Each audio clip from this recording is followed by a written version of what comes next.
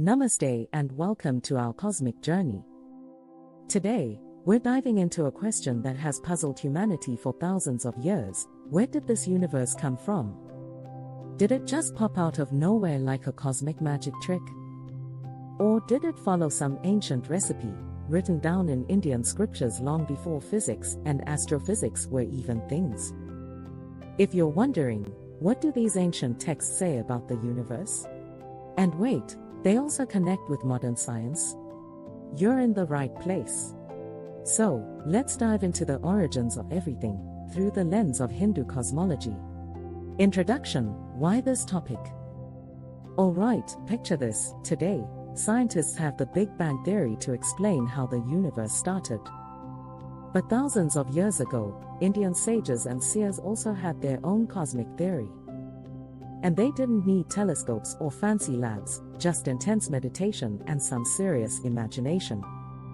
In Hinduism, we find some of the oldest ideas about the universe's origins in books like the Rigveda and Upanishads. Spoiler alert, they go pretty deep. Now, why should we care about what these texts say? For one, they tell us not only how the universe might have started but why it exists. Plus, comparing these ancient ideas with today's science leads to some wow moments. If this sounds interesting, stay tuned as we get into how Hindu cosmology aligns with science and why that's so mind-blowing. The source texts and Hindu cosmology. Let's start with the source material, like the Rigveda. One of its passages, called the Nasadiya Sukta, is basically a cosmic poem about creation, and it starts with a bang, well, sort of. It says, in the beginning, there was neither existence nor non-existence.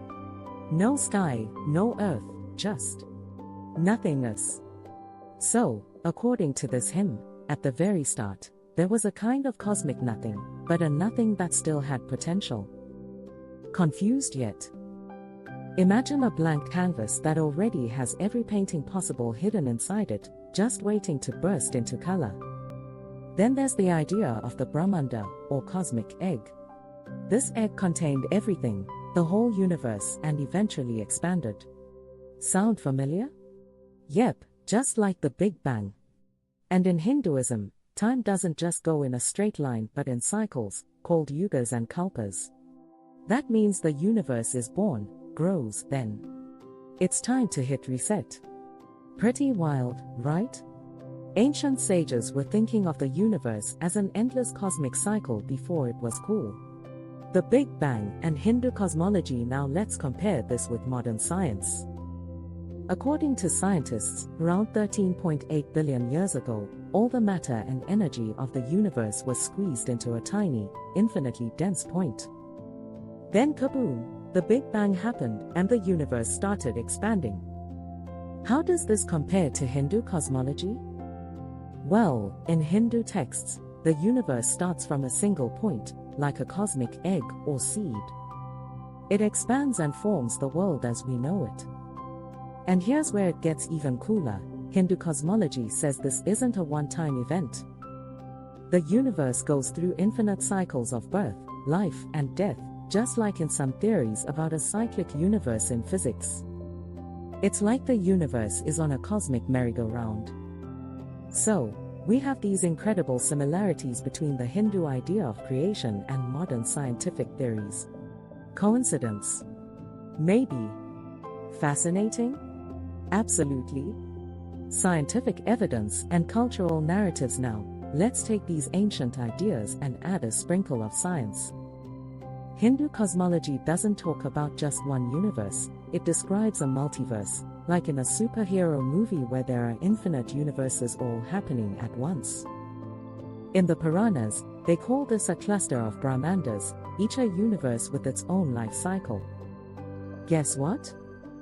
Some scientists think a multiverse might actually exist, where each universe has its own physics and properties. Then we've got quantum physics, which gets super weird. Particles here aren't where they're supposed to be. They could be anywhere until we actually look at them. Ancient texts describe this as avyakta, or the unmanifest, where things exist in potential until they take shape. Even in the Bhagavad Gita, Krishna describes himself as the beginning, middle, and end of all creation. This idea of divine energy present throughout creation aligns with what we call a unified field in physics. It's mind-blowing to think these ideas were discussed centuries before we had labs and research grants. Closing the broader connection. So, what can we take away from all of this? Hindu cosmology isn't just an old story, it's a sophisticated understanding of the universe that aligns in surprising ways with modern science. It's amazing to think about these sages sitting around, meditating, and coming up with ideas that today's scientists are still exploring. Next time, we'll explore another fascinating concept from Indian spirituality. So, if you want to keep learning about the mysteries of the cosmos through an ancient lens, don't forget to subscribe, hit that notification bell, and join us on this journey. Until then, stay curious.